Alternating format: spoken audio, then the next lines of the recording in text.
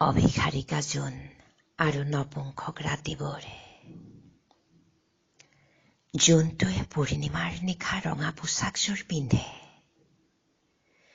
নপুংসক ৰাতিবোৰ কাঠ হৈ পৰি থাকে। জোনটোৱে বুকুত সাৱটি লয় এবুকু দুখসহ বেদনা। ৰঙা পোছাকযোৰ পিন্ধি এটুকুৰা শিল হয় জোনটো। কোনেওতো নুবুজে জোনৰ বুকুৰ বিষ, জোনৰ কলিজাৰ ভোক। স্বাৰ্থপৰ নপুংসক ৰাতিবোৰ। এবুকু মৰমো যদি যাচিব পাৰিলেহেঁতেন। কিমান নপুংসক ৰাতিৰ শেষত বাৰু জোনটো অভিসাৰিকা হয়।